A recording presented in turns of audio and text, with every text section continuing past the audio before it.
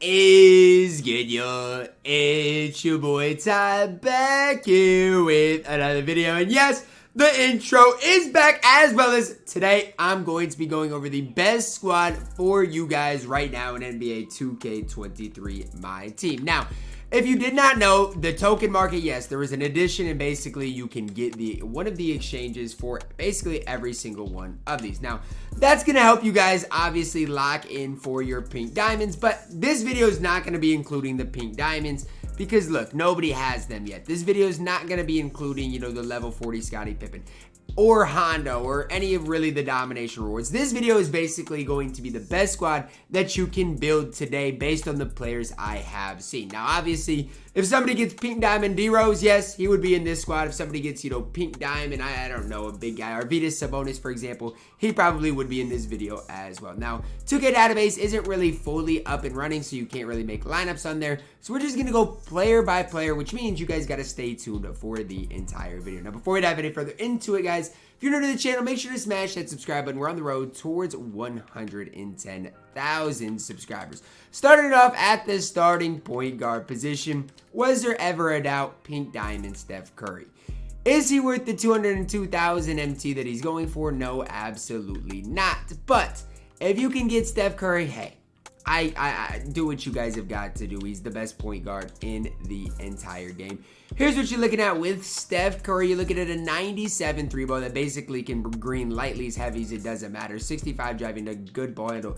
Defensively, he's honestly one of the best defenders at the point guard position, which is just kind of crazy to think about. Hall of Fame, limitless range, Deadeye, Agent 3, catch and shoot, 27 gold badges, 8 on silver, 1 on bronze. You're asking anybody who the best point guard in this game is, if they don't say Steph Curry, trust me, they don't know what they're talking about. This dude is the single best point guard in the entire game by a very wide margin. Starting shooting guard position, it's got to go to Diamond Zach LaVine. And honestly, Zach LaVine's price is not that bad. Now, is he worth the price? That's another story. I don't think any of these players are worth their necessary price. But Zach LaVine is the best shooting guard right now in the entire game. I just don't think it's really up for debate. Now, when you're comparing Zach LaVine to anybody else, he's got an 88 3-ball, great driving dunk, decent ball handle, and similar to Steph. Is he great on the defensive end of the court? No, but we've also got to take into consideration it's week 1, right? None of these cards are going to be perfect. Fast twitch, limitless takeoff, pogo stick. Does got a lot of gold badges, including gold quick first step, some decent playmaking badges down there as well. Zach LaVine at the shooting guard position is a card that if you have, you've probably had a lot of success with. At the small forward position, here's where things get interesting because we've got to balance out the starters and the bench. We're plugging in Amethyst, Scotty Barnes. Now, yes, you guys are like, Ty, are you just basically plugging in the whole Limitless set? Well, basically is what we're doing. We're basically plugging in the entire Limitless set. Scotty Barnes right now is basically 9,000 MT. His price has went up quite a bit throughout the last couple of hours.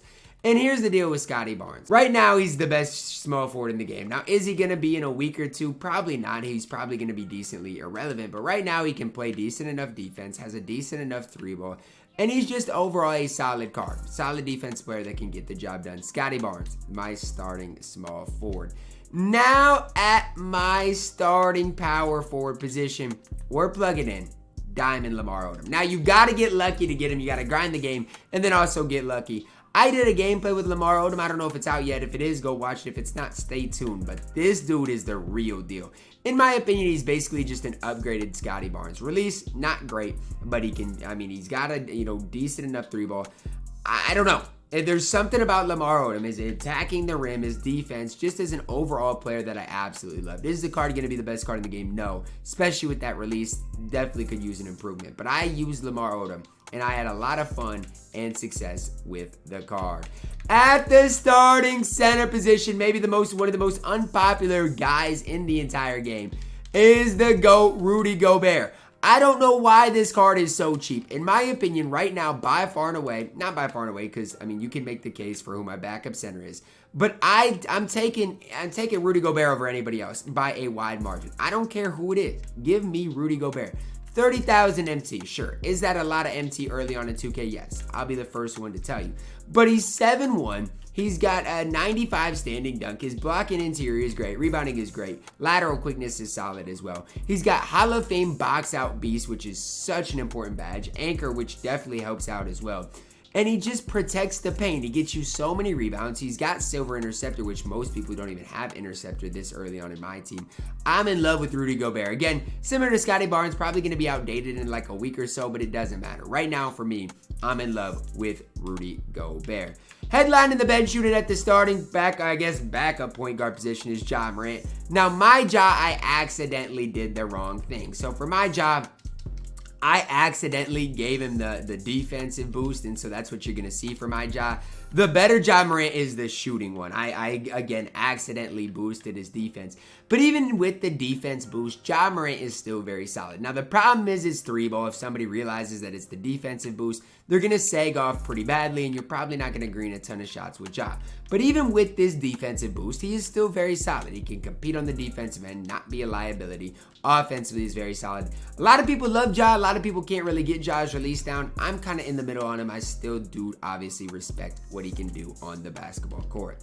At the backup shooting guard position, no questions asked, Pink Diamond Dominic Wilkins. He's better than Scotty Barnes, but the reason I'm not running him and Levine together is because I want to kind of keep things at least decently balanced. If you ran them both together, I mean, there's not enough ball to go around. 83 3 ball, 85 standing dunk, 95 driving dunk, good ball handler, defensively is absolutely elite. He is better than Zach LaVine. He is. I, in my opinion, think he's better than Zach LaVine. The problem is you got to balance him out. I think Dominic Wilkins is right now probably the second best overall card in the game behind Steph Curry. But man, Dominic Wilkins, it seems like every single year gets a card at the start of the year that is just absolutely elite. And this year is no different with Pink Diamond Dominic Wilkins. At the small forward position, I should say, not the power forward position, at the small forward position, we're plugging in X-Man, Xavier Mcdaniel, 6'9". Look, you look at the three ball and you're like a 64, man, he can't shoot. Trust me, you give Xavier McDaniel a wide open look, he will convert on it. I'm not saying he's the best shooter in the game, but you just can't disrespect him because if you time it right, it is going to be green. And outside of that, you look at the defense, the card is nearly perfect. I mean, mid-80s defense all the way down through it. Badge-wise, Hall of Fame pogo stick, great badges with interceptor, clamps, menace, those, great badges that you need there. For a free pure pre-order card, man, Xavier McDaniel is literally him in my team. Backup power forward position, I'm plugging in Pau Gasol, 7 feet tall, 81 three ball. Defensively, 64 speed, 47 lateral quickness. Is that great? No, I'll be the first one to tell you. But he's got a decent three ball. Badge-wise is ahead of his time. Bronze catch and shoot as well. Look, I get it.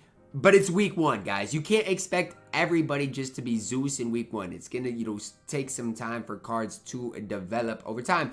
And until they do, I'm fine running Pau Gasol. I know he's on the slower side of things, but he can shoot the ball well, and he's 7 feet tall and can compete on the interior. Next up, guys, we do have our backup center position, and this one's going to be a little bit different. And here, I've got to plug in Anthony Davis. Might be a lot of you guys be catching by surprise here, but AD 6'10", 65 three ball, which you can green with, 85 standing dunk, 83 driving dunk, decent block, good interior, 74 speed, 73 lateral quickness.